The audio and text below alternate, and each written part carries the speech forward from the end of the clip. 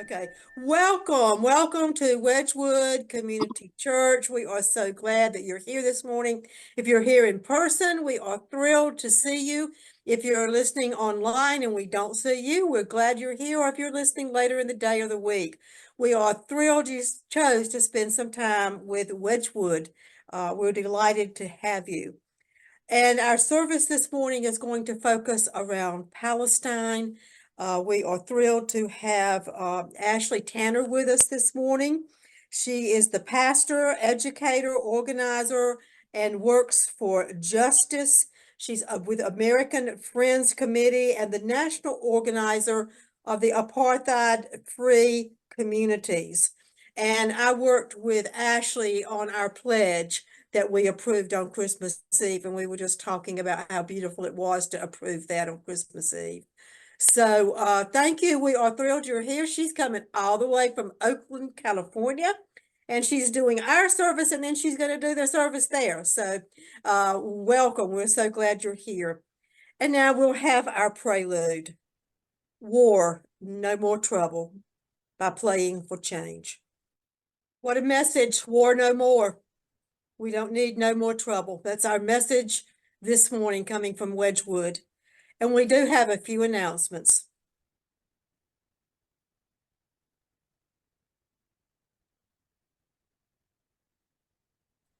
Good morning. Yes, so we do have a few announcements of upcoming events. Very soon, actually next Sunday, I can't believe it's already going to be March, we will have our upcoming series starting, Are We Who We Say We Are? We're going to do a series focusing on who we are as Wedgwoodians, what we believe. I believe it's actually March 3rd, so figure the type part, March 3rd and March 10th.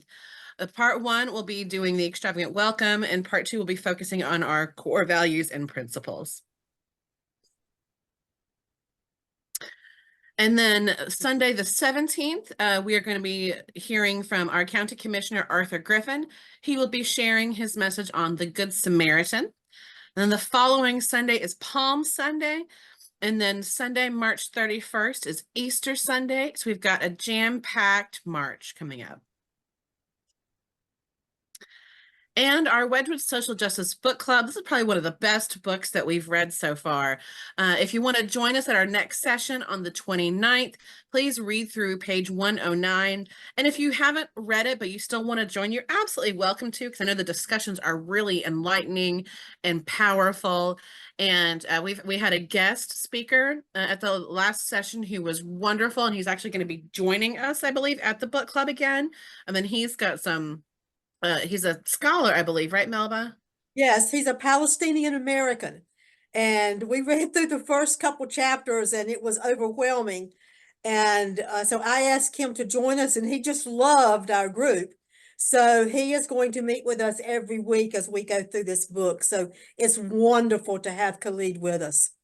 Yeah, so y'all don't want to miss this. It's a powerful, powerful book. We've read quite a few, so join us on Thursday. And we have our next meetup coming up on Saturday, March 2nd. For those who are interested, we'll have lots of different meetups. If you can't come to this one, it's absolutely fine. But if you want to come to this one, it's going to be a really powerful day. We're going to be taking the train from Charlotte up to Raleigh to join the Moral March on Raleigh and to the polls with the Poor People's Campaign. The Charlotte departure is at 6:45 a.m. We'll arrive at a little after 10 o'clock. The cost is $41. It is an early morning, but you can snooze on the train, or just enjoy the view and camaraderie. But if you want to come, you can RSVP on our website as well as on our social media pages and in our newsletter. The links are all there. And we had our first strategic planning session the other week. That went really well. So please mark your calendars for the next one on Tuesday, March 12th at 6:30 p.m. on Zoom. We're going to meet this time. We're going to continue with our strategic planning session, but we're also going to have a church business meeting and vote on a few things. And Melba, it's blank. It's escaping me what we're voting on, but we're going to be voting on a few things that we discussed at the last session. Do you remember what they are? Yes, one is we're looking at a slight change in the name of the church. We're keeping Wedgwood, but we've got some other ideas. And we're looking at marketing and putting some money into marketing to get the message out of who we are. So we have those, and then we want to talk about the laundry project that we talked about last Sunday, and getting more involved in that. Yeah. So some really exciting things. So join us on Zoom, and we'll send the Zoom link out as we get closer.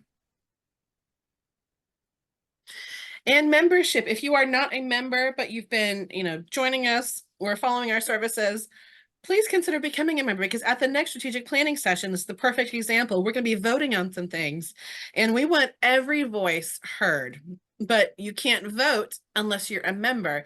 And so if you want to have a say in some of the things we're going to be deciding on, please reach out and join us. It's very easy to do, but we also want you to have a seat at the table. So consider joining us. And connect with us. We're on social media pretty actively. We're on Instagram. We have a Facebook page and a Facebook group. We encourage you to like and follow and join both. And then we also have a website that I keep updated and a newsletter that goes out every week. And we're easily accessible through email or the phone. So lots of different ways to get in touch with us.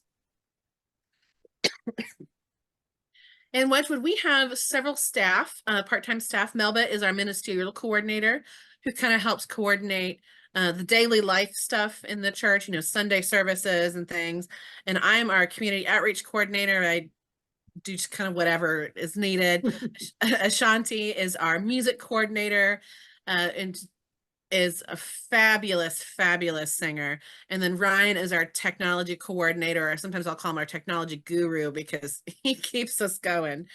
So we're here to help. And we have some, wonderful volunteers and a wonderful group of people at Wedgwood. So reach out if you need anything. So like we've said, we're many times we're small, but we're mighty, and we're doing some really exciting things. We have a lot of exciting things coming up. So as you feel so moved, we appreciate your financial support. And if you do feel moved to support us financially, there's a few different ways to do so. You can mail your donations to our P.O. box. You can send us money via Venmo. You can also scan the QR code and give via PayPal. You can also make a donation through Zelle. So there's a lot of different ways to give.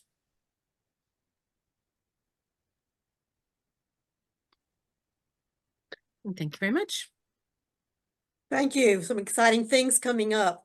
And now Ryan will lead us in our extravagant welcome.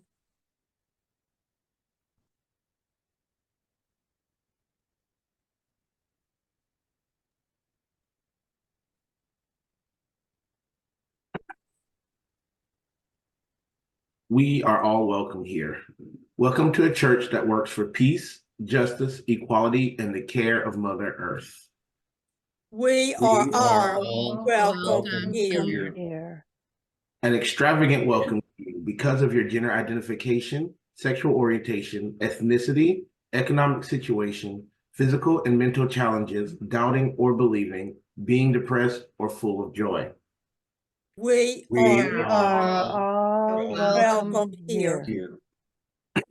We are a community of curious and creative spiritual seekers striving to learn and embody the way of Jesus and other spiritual leaders.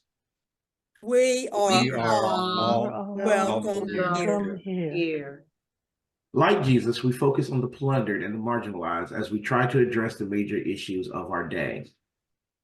We are all welcome here. One of the ways we seek to heal the world and ourselves is through sharing parts of our personal story.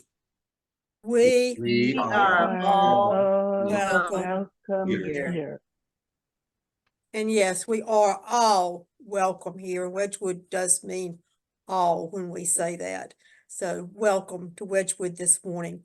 We come to our time of celebrations and concerns. We want to remember Laura's family, who's been going through some health concerns. Laura, is there any update you'd like to share? No, not at this time. It continues to be a serious situation. Thank you, though, for prayers, everyone. Connie Green Johnson is still healing from open heart surgery. We hope she'll be back with us soon, but she's had a little difficulty in the healing process, so, in recovery, so we want to remember her. My friend Hazel, who is been diagnosed with terminal cancer. And Thomas had some minor surgery this week. We hope you're doing well. You I'm look doing great fine. this morning. Okay. We wanted to remember Thomas. And Manala Bekatur, who is now in the Ukraine, our Wedgwoodian, this is third trip to the Ukraine. So he is now in the Ukraine. As you know, he's a baker, and he goes over and bakes bread and helps them learn to bake bread and just does some amazing things. He left this week, so remember him and his safety. Also, the delegation that we've had that in our newsletter the last couple weeks going to Palestine, part of the group that we are involved with, the pledge and other things. They are flying out to Palestine this week on the 27th. So, and they will have services next Sunday, I believe, in Bethlehem, with some other Palestinian Christians. So we want to remember them and their safety, of course. Are there others or celebrations? I have one. On Friday, I'm gonna head to Fayetteville for the weekend. That's where I'm from. I'll still be at Wedgwood on Sunday, but I'm gonna head to town to see my parents and my cousin's son. It's their third birthday. Oh, The birthday party. He's the only grandchild on either side of the family, and we're oh all my. so we're obsessed. And I get to meet some friends of mine from high school. I actually introduced them. They got married and I was in their wedding. They had a baby right after Christmas. And so I'm gonna go meet the baby. So I want to celebrate that. I'm very excited. Oh, what an exciting Pretty weekend ahead. Yeah. Laura and I know what it means to be obsessed with grandchildren. Well, I told my parents not to expect any from me, but I love other people's babies. I've got a furry four-legged baby. Ashley's applauding you. Any other celebrations or concerns? All right, in the spirit of Wedgwood, because we have people with so many different beliefs, we have a time of silence for you to use as prayer, if that follows your set of beliefs. And if not, meditation, quiet time. I like to use it sometimes just for self-reflection on how we can be better people and how we can make more changes in the world for better. And then sometimes it's been a really rough week and we just need to sit and say, oh, I'm done with this week. Get off my shoulders. So we will have a few moments of quiet for you to use as you choose.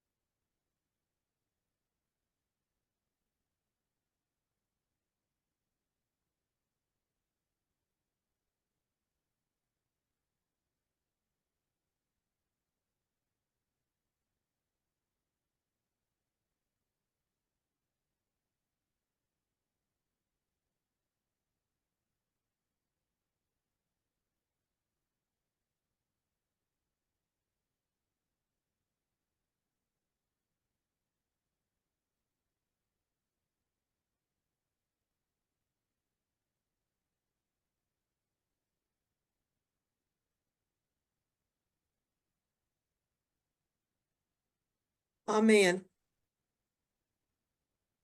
Our words of wisdom this morning come from several Palestinian poets. And please note that several of these poets are no longer with us. They have lost their lives in the conflict, in the bombing, and in different ways. So know that some of them are no longer with us, but we want to appreciate and be moved by their words. So Liz will begin.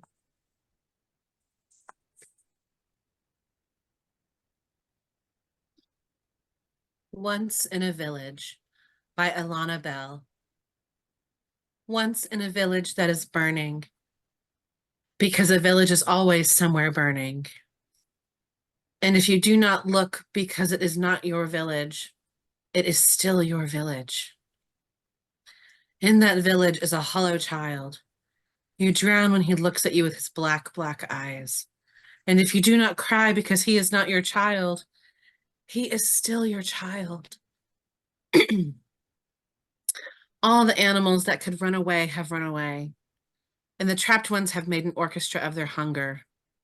And if you do not hear them because they are not your animals, they are still your animals. The houses are in ruin. Nothing grows in the garden. The grandfather's grave is there. A small stone rests under the shade of a charred oak. Who will brush off the dead leaves? Who will call his name for morning prayer? Where will they, the ones who slept in the house and ate from this dirt?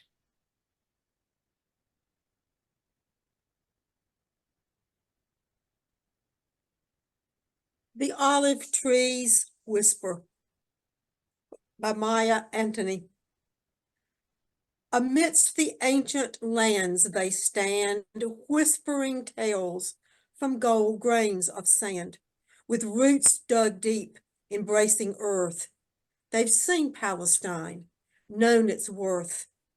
Generations pass, their shadows cast upon sacred grounds, memories vast. Olive trees, in silence, they speak of love, of hope, of the lows, of the peaks. In every leaf, a story unfolds of brave souls whose tales are untold. For in their shade, a nation dreams of a free Palestine where the heart deems.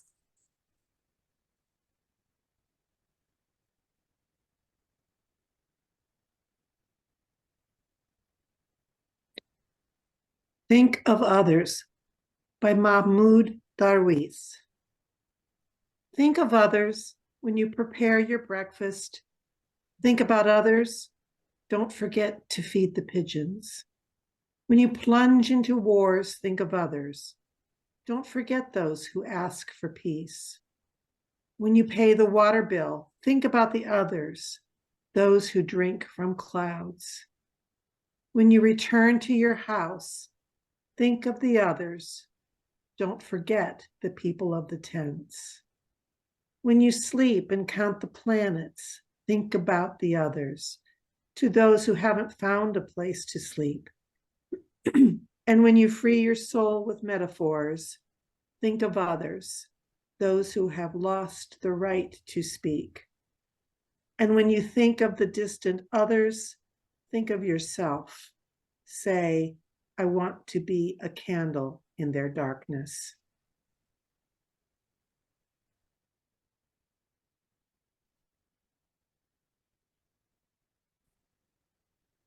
Thomas. We Are a Nation by Karim Wafa al-Husani.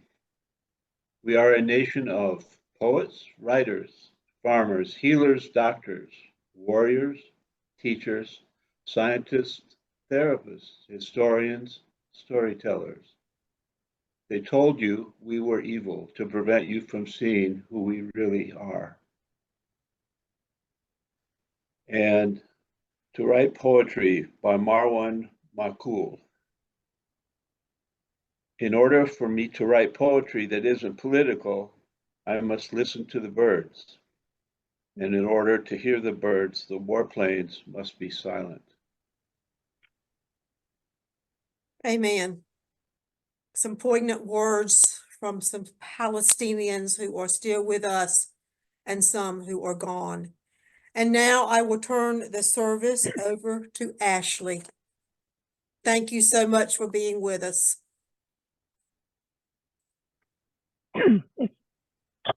Sorry, it's really good to be with you. I'm actually Allison. Allison, I'm Allison sorry. Tanner. That's okay. Ashley, there is an Ashley in the Alliance of Baptists that is a rock star on Palestine. So I'm honored to be associated with her.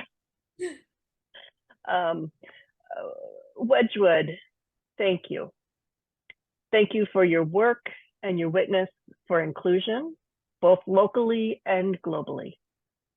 Thank you for your work and witness for freedom, justice, and equality for Palestinian people and indeed for all people.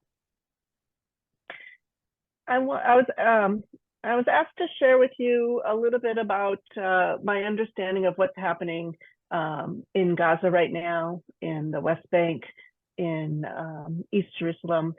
And I want to, by way of doing that, share with you about my most recent trip to Palestine and Israel, which took place last May.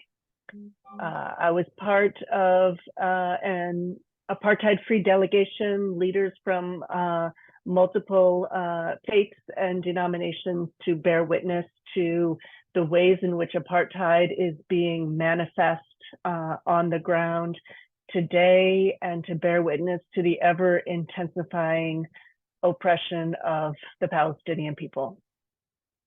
We saw so many new and deeply entrenched ways in which apartheid is affecting every aspect of daily life for Palestinians, from restriction of movement to access to education, access to jobs, development of communities, money that goes into or doesn't go into infrastructure, who one can befriend, who one can marry, et cetera, et cetera. And on this trip, what we heard from Palestinians was a new level of desperation, a new level of, we need you, international community, to partner with us to gain our liberation. And indeed, what I heard from Palestinians was that as they saw their future, and this was in May, as they saw their future, many had the same story. They said one of two things will be our future. At this point, we're not sure which one, but one of two things will be our future. Either we will be liberated, and there's great hope for that, or realistically, we will endure genocide. One of these two will be our future. And we heard this from people in the West Bank, Palestinian citizens of Israel, people from Gaza.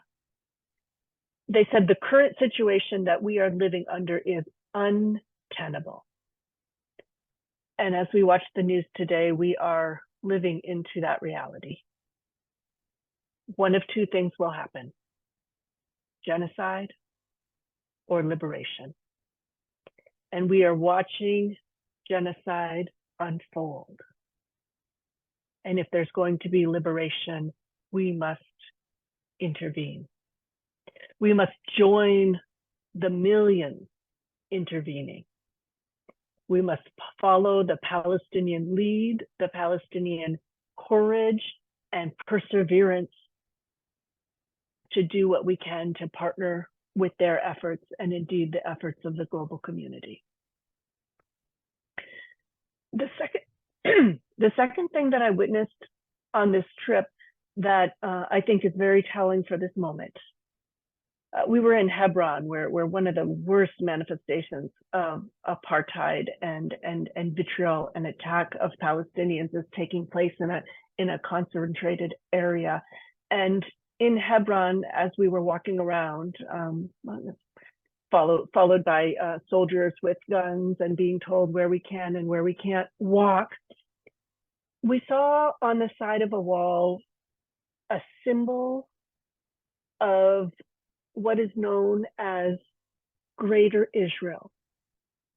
This is a symbol that is known throughout Israel, that documents and blueprints have been made by Israeli leadership of what Israel can look like if it exists as solely Israel from the river to the sea.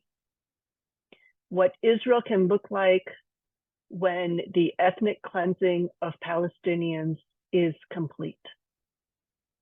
And that vision that was plastered on a wall that exists in the Israeli government as a plan for Israel's future, this vision is being enacted.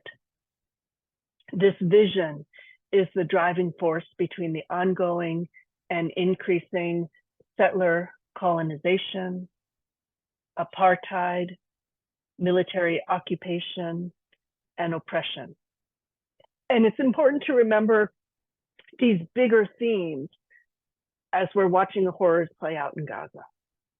It's important to remember these bigger themes as we're being fed propaganda that this is happening because of a specific day of attacks, that this is happening because of a specific militant group of people, that there is a bigger backdrop in which we need to view what has happened and what is happening. This is the backdrop for the emptying of the people of Gaza that we've been able to watch from the north all the way down to the south. This is the backdrop of the destruction of Gaza's infrastructure, the mass killings without remorse, the targeting of community leaders like medics, journalists, educators, and the ongoing threat of attack and the ongoing attack even when the International Criminal Court says there is plausibility of genocide.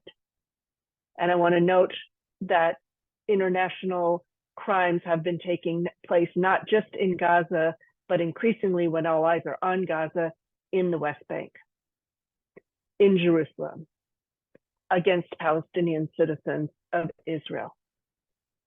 And so in Gaza, we see genocide with the goal of annexing all of Gaza, the destruction of all of Gaza so that it can be rebuilt without Palestinian presence, much like the 500 plus Palestinian villages in 1948 were destroyed, and there's barely a trace of them in the creation of Israel. In the West Bank, we see ethnic cleansing actively taking place with increased settler attacks, military attacks, isolation of communities, the inability to travel, and the real fear among people of the West Bank that they are next. That once Gaza has been completely emptied, what's to stop Israel from continuing the completion of the emptying of the people of the West Bank, even as they are actively engaged in that now. And in historic Palestine, known as Israel, 48 as Palestinians call that, we see apartheid. We see Palestinian citizens of Israel living as an underclass of people, living in a controlled environment in which, even though they have citizenship, they are denied. Over 50 different laws tell them that they are denied this equal status as Jewish people who are citizens of Israel. If unchecked, the worst is yet to come. We are entering a new era of the ongoing catastrophe that Palestinians have been enduring since the creation of Israel. Things are getting worse, things are intensifying, and I'm often reminded of the words of Adrienne Marie Brown for our own country, as she reminds us things are not getting worse, they are getting uncovered. Things are getting worse and they're getting uncovered, and we're seeing the ways in which these realities, long before October 7th, long before May of this year, have been taking place. And what we need in this moment are truth tellers willing to speak up and name what is happening. And what we need in this moment are prophetic actors willing to take action on every level, as is appropriate for the voices we have. We are in need of truth tellers in this moment that are willing to counter the misinformation that is spewed by mass media, that is spewed by politicians, and that is spewed by Israeli propaganda machines. We are in need of truth tellers who will return to the bigger picture of what is taking place and what has been taking place. And we are in need of truth tellers who are willing to continually decry the horrific violence. We must not let this genocide become normalized, become part of our everyday realities, and not be horrified by it and not speak out. We need truth tellers who will refuse to be silent, and be silent whether it's in conversation with a neighbor, just as much as in conversation with a political representative in which we're making phone calls and engaging in advocacy with. We need truth tellers who are refusing to look away or let the conversation change. And if you don't know what to say, then simply amplify the voices of prophetic truth tellers like those in South Africa, who are telling truth at the International Criminal Court of Justice. Amplify the voices of the 1,000 Black clergy in this country who are pushing Biden and saying, your future as a leader is at stake.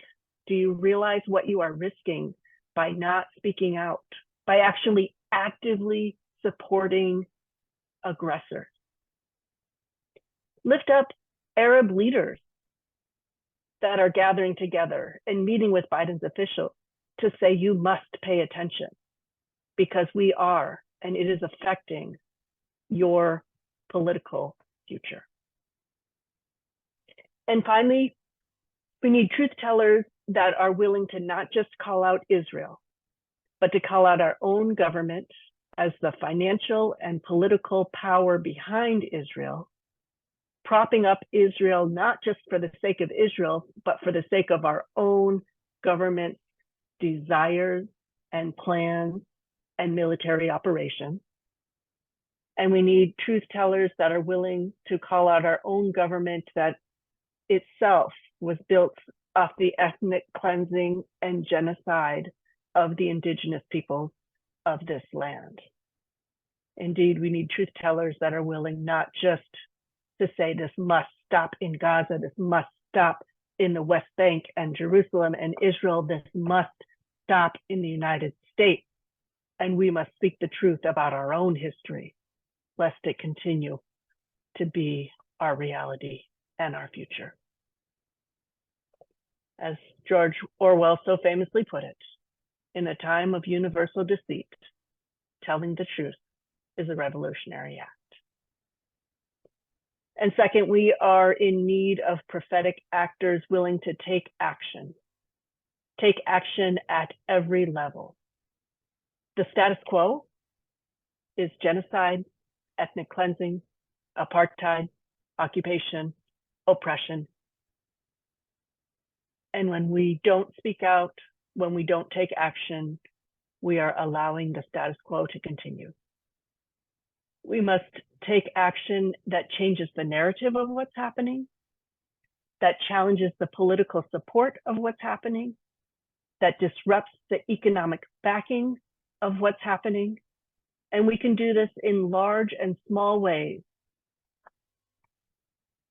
The Palestinian people are crying out to us. I want to read you two quotes.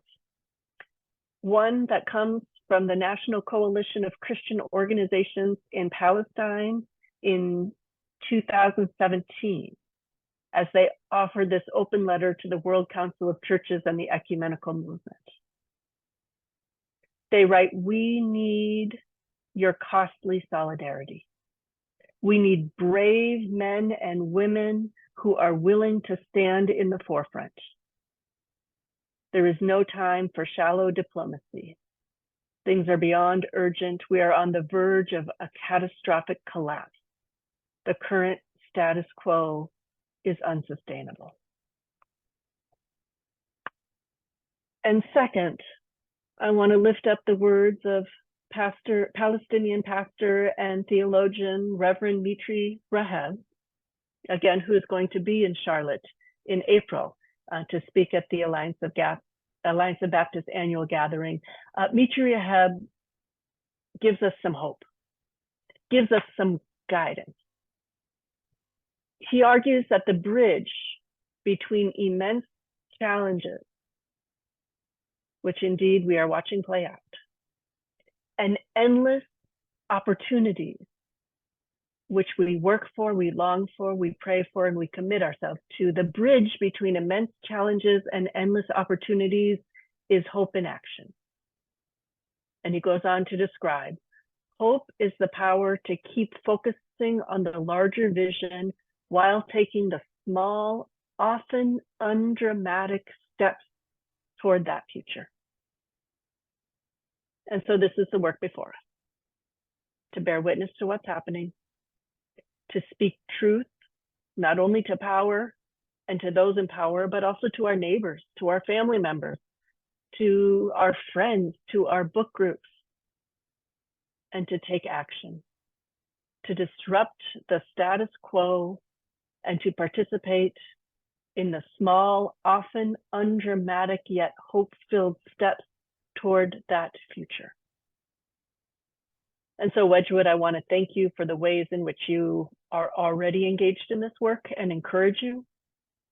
I want to thank you for your commitment to being an apartheid-free congregation, which is one beautiful step that moves us forward in this work and equips us, empowers us to continue to take action in ways that work for us.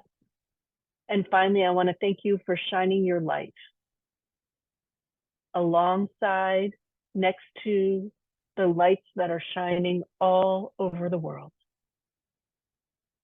In times of moral decay, shining our light is the most profound action we can do. And with all of that in mind, I want to switch now into a little bit more of a conversation about what it might look like for you, Wedgwood, as a small yet mighty congregation, to take action within your context in a way that works for you, in a way that recognizes your unique strengths and passions, in a way that recognizes what you are not and what you are, and what your specific role in the work might look like. First, let me recognize that you are one of, to date, 246 communities who have taken the apartheid-free pledge. All right, yeah, that absolutely powerful. Of these 246 communities, 103 are faith communities. There's a role as a faith community in being a moral voice in this moment, a much needed role. And of these 103 faith communities, 38 are congregations. Each of them have pledged to name Israeli apartheid and to take action, finding creative, context-specific ways to live out your commitment. And so what does this look like? First of all, what are your strengths and what are your passions? Do not worry about what you are not, for that is not what you are supposed to be. Where is the need that lets you utilize the specific assets that you have that you can bring to the table? And some of the areas in which you can engage are education, both of people you know, people within the Wedgwood community and network, and beyond the Wedgwood community and network, education of the larger public. And education can be things like your book group, what fabulous work you're doing. Education can be wearing a pin that says "End Israeli Apartheid," so that in the grocery store, people wonder what that's about, and it problematizes the status quo. Education, like hosting events, but in addition to education, it can look like advocacy. Oh, actually, let me go back to education, because you mentioned your presence on social media. And there is a social media toolkit that Apartheid-Free Congregations has that you can amplify your commitment.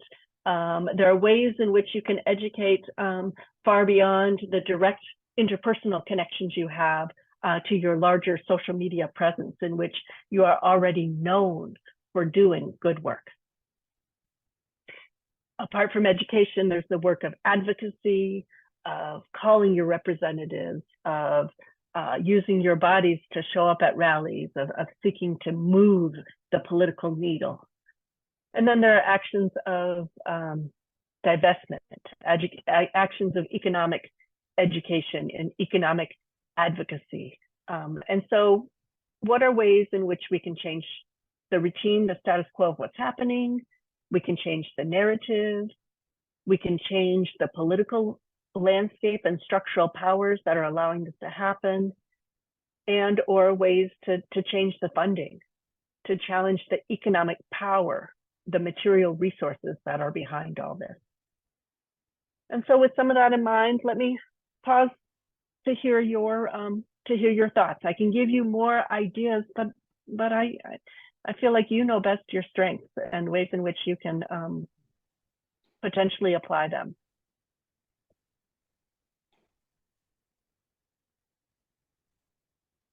I have a question. I've been thinking about whether we could sponsor a film festival, if there are appropriate films that we could get our hands on that illustrate, because people see things differently than they hear them. And so is there a collection of films, even short films or YouTube videos or anything that we could get our hands on and have a film festival, probably in conjunction with other groups that are in the same space? Absolutely. One of the films that's circulating, some of the newest films that are circulating right now are Israelism, which is talking about the Israeli propaganda network among Jewish Americans, and The Law and the Prophets, which is a kind of a Christian-based looking at how the Bible is being used to promote what's happening. But the org that I would really encourage you to take a look at is Voices for the Holy Land. And let me just Can you send me those in email? Yes. So in addition to that, and I can look up the link, but Voices for the Holy Land does a monthly movie showing, and you sign up for it and you get the right to watch a movie, and then they do a group discussion. So they're already doing something like that at the national level that you could, international level that you could join into. Or I believe that they have offered their library of film resources in this moment to the larger community for free. So that gives you more resources than you could ever imagine. But that's a great way to look through fiction, nonfiction, documentary, history, and tap into, again, what might be the interests of your community that get you a real hook into education on the particular areas that interest you. So, and a quick Google search of Voices of the Holy Land. You'll get that to me. I'll get that. We'll get that out to everybody. Yeah, Yeah. I love that idea. My day job, we actually put on a film festival every year. So I actually have some experience putting it on. So I kind of love this idea. I do too. It's definitely something doable. It is doable. And you know, it's kind of, I go back to, I saw something, I can't unsee it. And so the visual is so impactful, no matter what it is, you tend to remember it more because you're getting the hearing and the visual. But I hear people say, I can't unsee that. Mhm. And I think that's at this point, that's what we need. Yeah. I like that a lot. We need to really pursue that. We can put that on the agenda for our meeting. Yes, let's do that because I have some things that I could recommend. Okay. Fabulous. And I of mean, course, and there social are, media, it used to be in the beginning, right after October, social media was flooded. And now it seems like it's kind of died away, just kind of like with the Ukraine. Everything was, and then now you don't see much. So I think we've all got to remember to use our social media uh to make statements. There's all kinds of memes out there that you can just share that. And showing up for these rallies. I mean, it means so much to the Palestinian people here in Charlotte when Christians show up to stand beside them, or Jewish people stand up. So remember that and try your best to make some of these rallies. and when you show up, if you can wear something or carry a sign that identifies you as a person of faith, that lets them know that the faith community is present. Yes. When the majority of both Jews and Christians are supporting Israel, it's essential that the presence of Jews and Christians, and the Jewish community is doing this already. Honestly, it's the Christian community that is that is abhorrently silent. And so to be able to say that there are voices of faith in this space that are willing to stand with people of conscience who are leading the charge, that's essential. Yeah. And the Muslim voices are already present. They're already there as well. I will say, yeah, rallies are so important, but there are lots of different ways people can take action. I don't want people who don't have the capacity to go to rallies to feel shamed for not being Right. able to go. There's lots of different resources and actions, but everybody can do something and everybody should do something. And I saw in the comments, thank you, Paula. She said, check out the Chicago Palestine Film Festival for some ideas.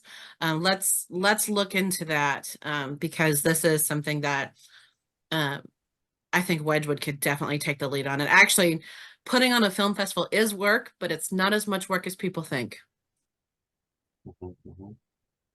I also have recommend oh, constantly emailing, your elected officials.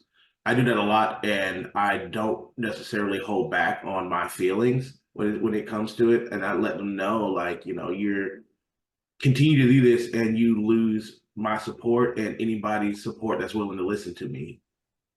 Because I don't sit quietly. I'm not a politician, and I don't care more about the money. It's all about doing what's right. So if they refuse to continue, then I use my voice to advocate against them. And that's the way it's going to be. Fabulous. And Ryan, let me just say that even if you have a politician that you are convinced is intractable, the staff are hearing what you say. Mhm. And staff are standing up and speaking out and walking out, and they're in the rooms with the politician that are checking them in whatever ways they can. So yes, the politicians need to hear, and there's even when the politicians are immovable, there's that making those calls is still powerful. Our Democratic, sorry, go ahead. No, please. Our Democratic politicians are pleased to be public in their Stand with Israel rallies, and occasionally they'll show up in stop a ceasefire rally or stop the genocide rally, but as individuals, but not publicly. They won't put it on their Facebook page. So how do we get them to be courageous in what they stand for? And they have lots of quote courage when it comes to supporting Israel, but even if that's not where their heart is, they won't take a stand about ceasefire.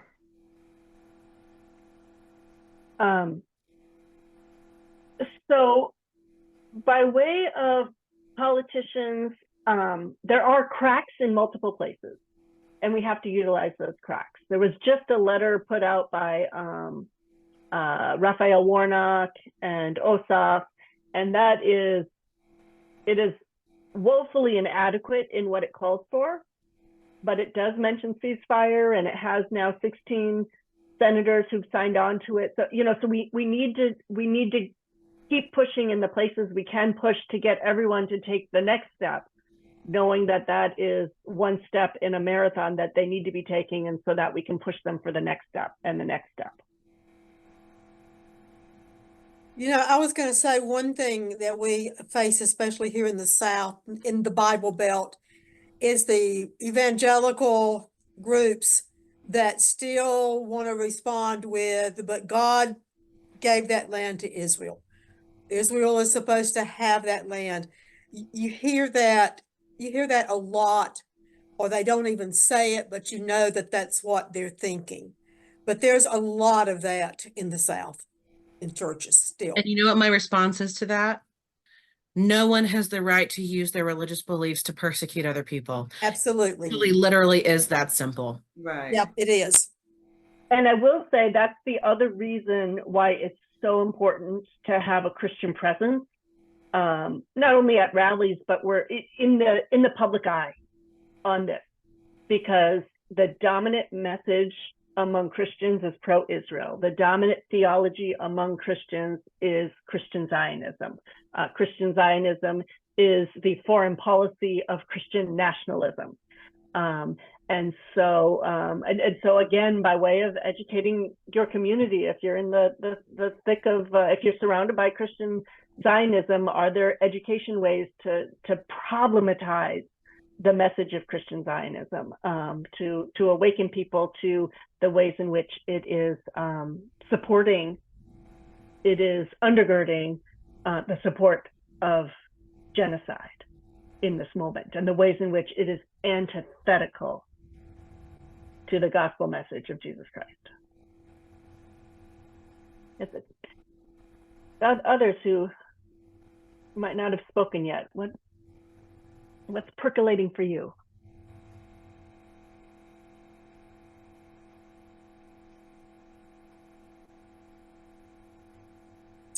Okay, well then we will have Ashanti close us out with a song, and then we'll ask Allison to lead us with our closing words and our benediction. Thank you. And if I could say just one more thing, yes. Ashante, before, which is that I put in the chat, and I'll put these in the follow-up email. But if you want to work on a Christian voice, especially challenging Christian Zionism, there's a newly formed group, Christians for a Free Palestine, that you can sign on to, and they're gathering regional voices for advocacy and action specifically to challenge this Christian message of support for Israel. And if you want more on a weekly basis, what's happening and how you can engage in advocacy, American Friends Service Committee has a phenomenal action hour in which every week it's 1 hour. It's at noon Eastern on Fridays, where you sit for an hour, you get updates, and you engage in action during that hour, including calling your representatives and addressing the legislation that they can currently be looking at, and that's built on the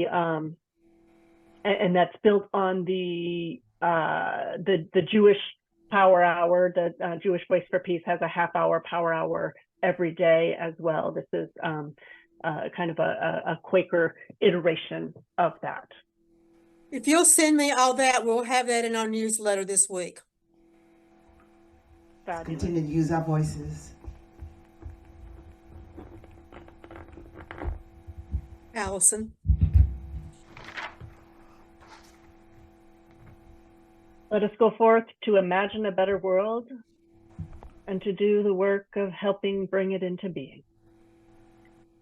Let us go forth to be truth tellers and prophetic actors, using our voice and our body to do our part, refusing to other or demonize any of God's precious children and denouncing all ideology, theology, or military might that tries to. Amen. Let us go forth to sing and live that the world may be one. Amen.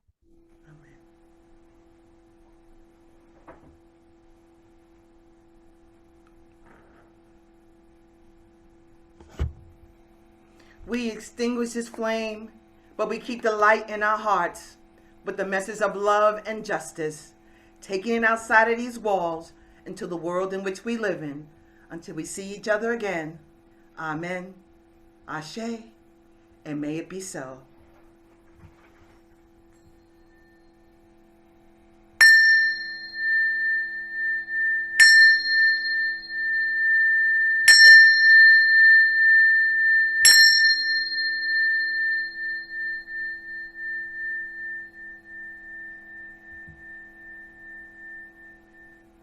Now go in peace.